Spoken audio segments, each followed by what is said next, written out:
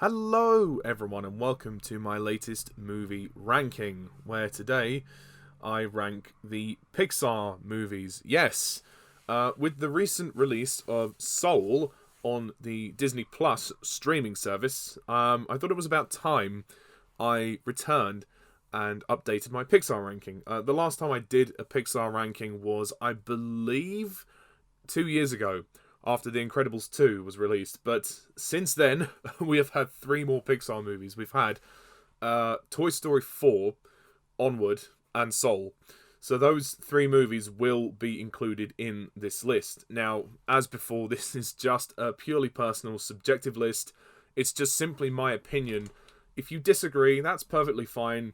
As long as we can agree to disagree, and we can be polite with each other in the comments, then that's fine. Any comments that are nasty or hostile will be removed. You have been warned. Okay, so just to say, there will be some spoilers for Soul in these videos, obviously when I get to Soul, but I will be saying this, that I'll be doing this in 3 parts, just because it makes recording for me a little bit easier, and I don't want to drone on and on about the films forever, so there is a potential for it to be 3 parts, so stay tuned for the next 2 parts. So, there are 23 films. Let's get to it.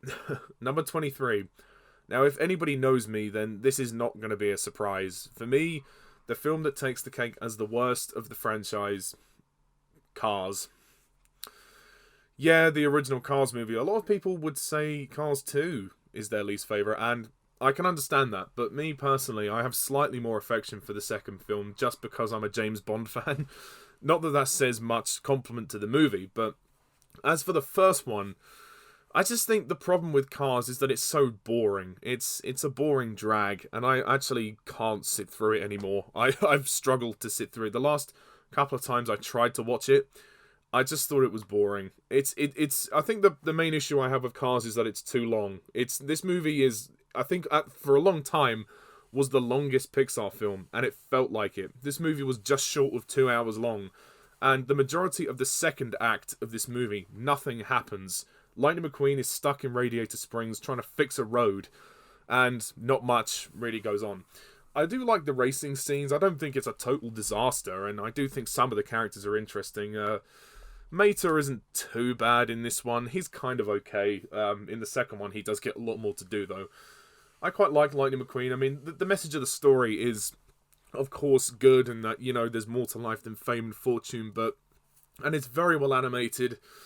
And it's beautiful to look at, like I've said. It's such a boring film, and I can't get through it without feeling bored. It is unfortunately my least favourite of the franchise, just because it drags, and I know some people will disagree with this, and they'll say the second one is worse. And I'm not going to deny that the second isn't much better, but for me the second is a wafer-thin improvement. For me the story is thin, and some of the characters are nice, but it just doesn't warrant being 2 hours long. It doesn't warrant that runtime. There is easily 30 minutes of this movie that you could have lost. It is so boring. It is so long. It drags.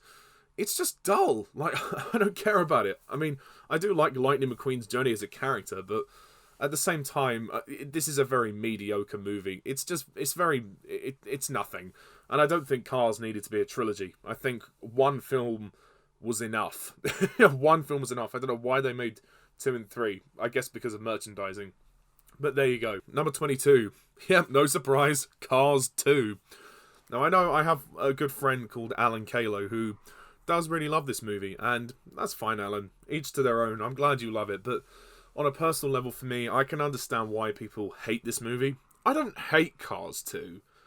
But I don't like it either. Cars 2 for me is a little bit better than the first one. Simply because I enjoyed the spy plot. As ridiculous as it sounds, it gave something new and original to the Cars franchise. You know, what else can you really do with Cars other than have them race around on the track? So I guess the spy plot, I mean, even if it is far-fetched, it's not totally out of left field. I can sort of see why they did it. It's something more fun. But the problem is, they put the wrong person in the lead. I think Lightning McQueen should have been the main character in this film. Mater, I don't hate Mater, but he is annoying, and having too much of Mater in this film is a very bad thing. Yeah, it's It's a real shame. I'm not a Larry the Cable Guy kind of guy. And I think his character does work better as a supporting character.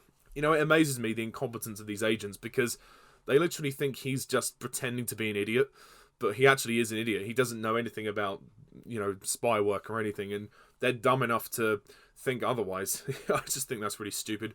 For me, the problem as well with Cars 2 is the script, and this is a problem that I don't normally have with Pixar, but on this occasion, it really shows. The script here is just incredibly convoluted, and there's so many different plots going on, it's kind of hard to follow it. There's the spy plot, then there's the oil plot, then there's the racing plot. Like, what the hell? Like, what am I supposed to focus on? And Lightning McQueen, he doesn't get much to do in this film.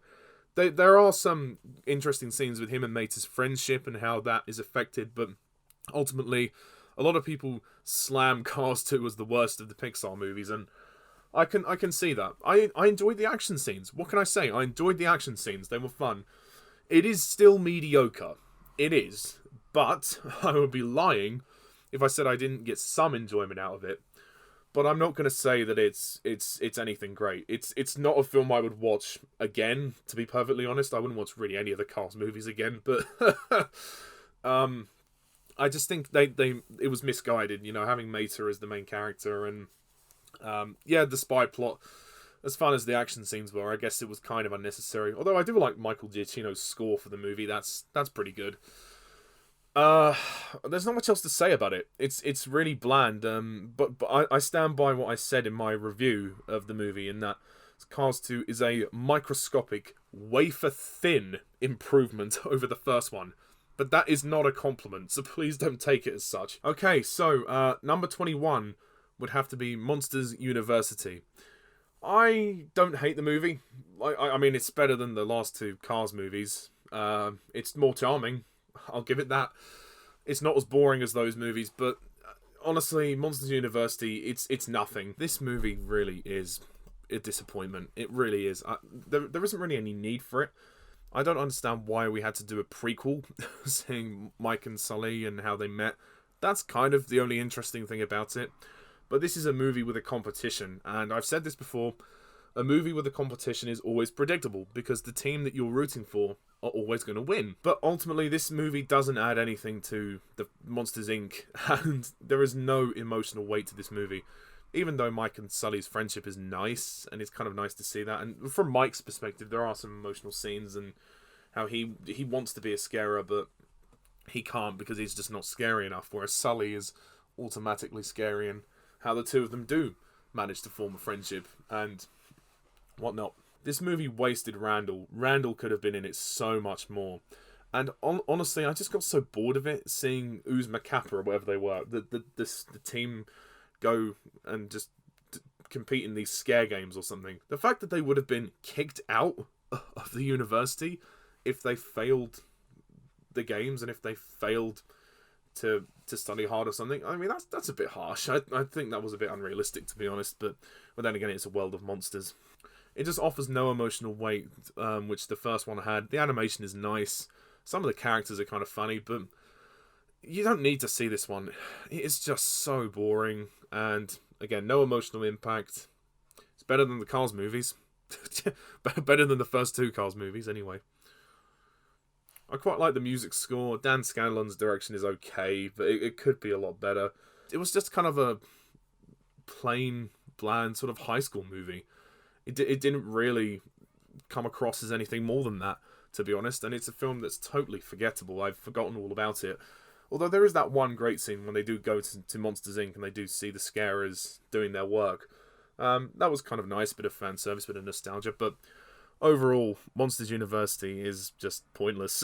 So, yeah, it's at number 21. So it's not my least favourite Pixar film, but it is down there. The more I think about it, the more I just can't remember it. It's just completely boring. But who knows?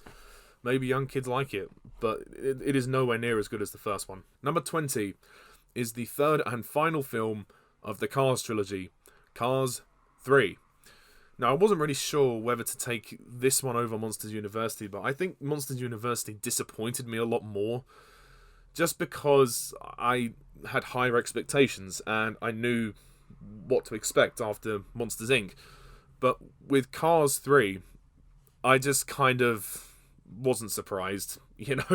I kind of expected it to be just okay as it was. I don't hate Cars 3. It's alright, but it's the best of the trilogy, so I'll give it that. But ultimately, it's more of the same. It's just the same movie again.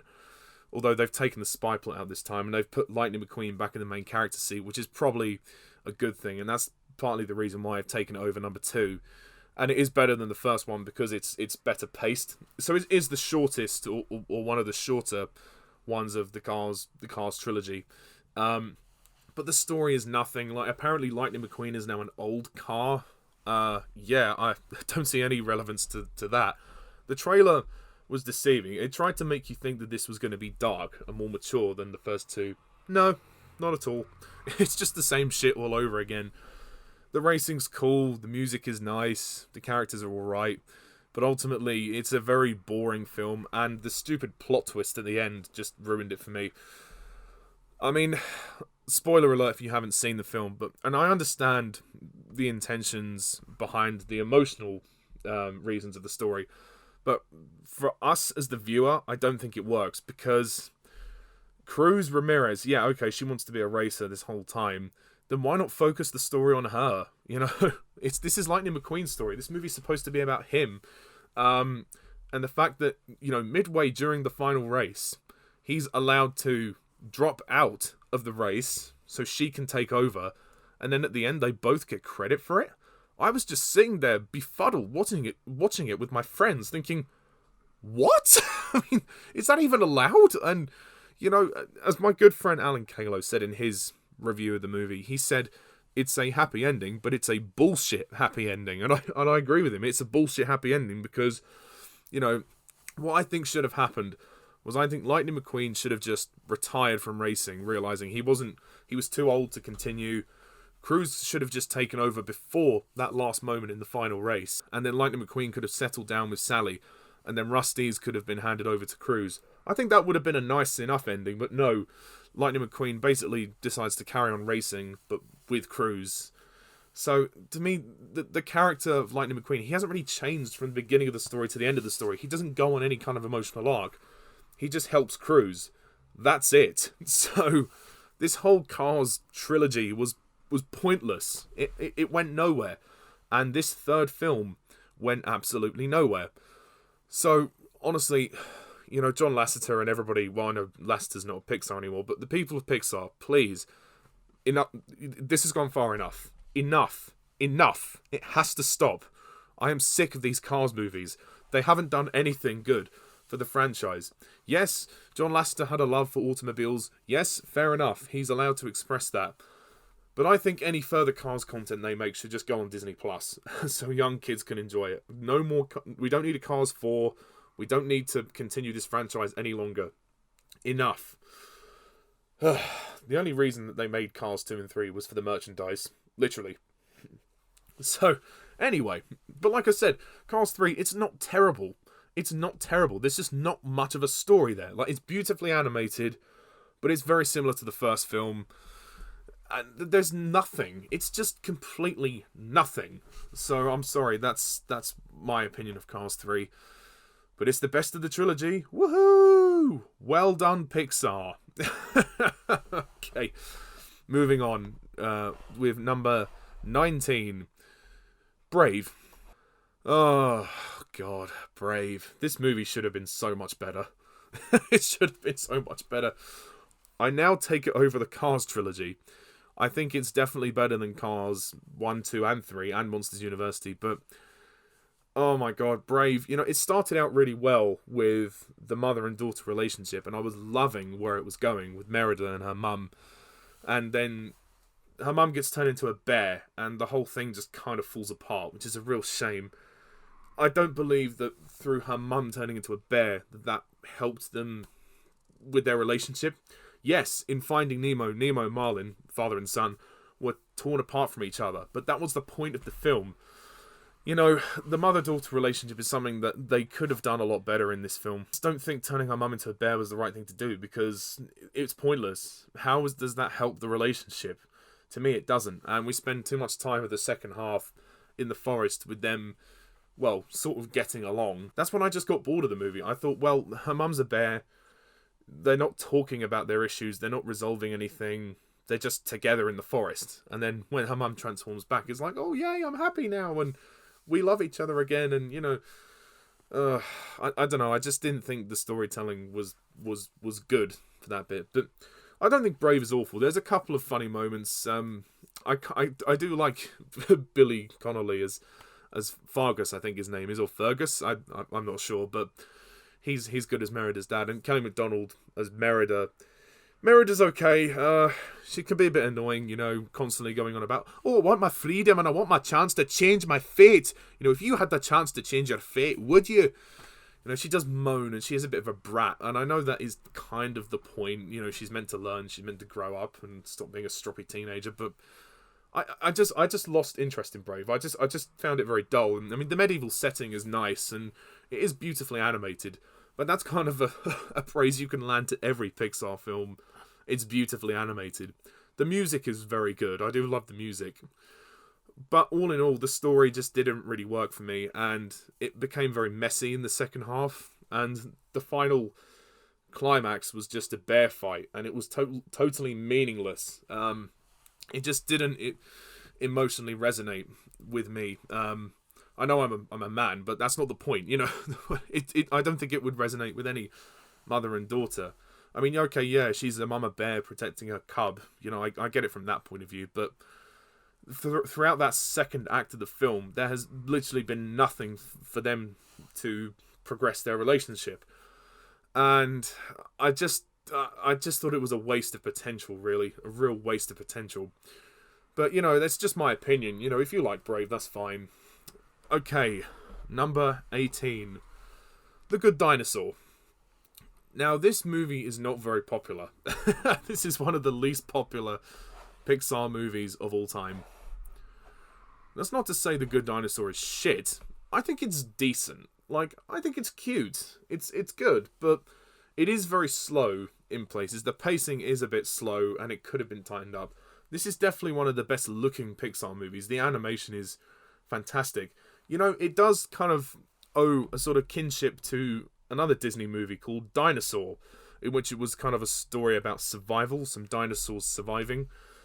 This is a kind of similar one, with the young dinosaur called Arlo. He's trying to find his courage, and I like his journey.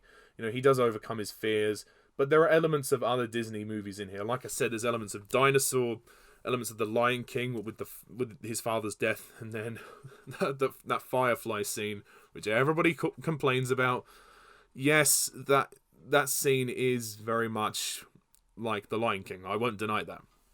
But it was a cute tale. It was charming, and the character of Spot was cute. And, you know, it did get me teary-eyed by the end when the two of them had to leave each other. I mean, their relationship is what carries the film, really. But there are scenes in this film which are quite dull, and the ending I thought was too abrupt. When Arlo manages to get home to his family, to his mum and his brother and sister, there's no emotional resolution with them. He just comes home and then, boom, credits, that's it. So I thought the ending was a bit rushed. They could have done more there. And I mean, there's some of the side characters are interesting, like the T-Rexes and all. It's a good story about courage and survival, but I think because it came straight after Inside Out, it was definitely gonna fall short of that. But at the same time, you know, I can't say that this is a terrible film. I do like it more than other people do, but I can understand the criticisms. It isn't anything special, but it's good. It's decent enough. It'll do. And finally, for this part of the ranking, 17, Ratatouille. Now, Ratatouille might seem a little bit low on the list, all things considered, but believe me when I say, this is where we start getting to the better movies. I really do like Ratatouille. I think it's funny, it's charming, it's endearing, but I don't think it's perfect. I think Ratatouille is a bit too long at 110 minutes. It does feel a bit lengthy for its runtime. I think the whole plot involving Linguini being Gusto's son, I suppose that's a little bit contrived to to write that in. But, you know, I still think the movie's funny, and that's where it excels. The idea of a rat kind of controlling a man by his hair to become a chef. I mean, the idea is a bit absurd, having Linguini tug his hair to make him cook. Yeah, slightly unbelievable. But at the same time, I do like this movie a lot, and the music score by Michael Giacchino is also very good. I bloody love the scene with the old lady and the gun. That really just cracks me up. But I just think it's very lengthy, and I think some of the plot elements could have been condensed. It seems to be kind of a dual protagonist story, with Linguini and Remy. I suppose that was the point, but I feel like towards the second act, they kind of focused less on Remy and more on Linguini, and I think they kind of lost focus of who is the protagonist of the story. But it's not a major thing. I mean, the two characters are together for most of the film, so it doesn't matter, but I do find some scenes to be a bit unnecessary. Like I say, it's a bit long, but I think it's charming and it's fun. I love the critic, Anton Ego. He's very good. It's beautifully animated. I mean, look at the animation in Paris. Just stunning. Absolutely stunning. It's thrilling as well. There's some great action sequences, like I said, with the old lady and the gun. When Remy enters the kitchen, he's kind of, you know, going all the way around trying to dodge all the humans. And obviously the whole idea of the story is like the message of, you know, anyone can do anything. You know, the rat, and taking a spin on the rat in the kitchen idea, which I do appreciate. So the message of the story is there. I just don't think it's perfect. I just think the film needed trimming. I do love the location of France, and I like Skinner. He's a good villain, voiced by Ian Holm. Rest in peace. It's got a very good voice cast. It's very funny. It is an endearing little tale, but I do think some of the plot elements could have been, you know, thinned out a bit, like Linguini being Gusto's son and him taking over the restaurant. That seems to take up quite a long time. The film hits the emotional beats, don't get me wrong, but I think the film's strengths are in its comedy rather than its emotion. But obviously the end of the film does really hit home when Ego eats the ratatouille. But at the same time, I can't say it's perfect. I just think there are a lot of films in the Pixar canon that are better than Ratatouille. But that's not to say I don't like it. I think it's a good film. It's pretty fun. But it ain't perfect. So anyway, that's all I'm going to say for now on the Pixar ranking. Stay tuned for part 2 next time. So far, let me just recap my list. 23 is Cars. 22 is Cars 2. 21, Monsters University. 20, Cars 3. 19, Brave. 18, The Good Dinosaur. And 17, Ratatouille. So, thank you very much all for watching and listening to me, and stay tuned for part 2 of the ranking. So until next time, I'm Mr. Thomas Lovin. See you soon. Bye for now.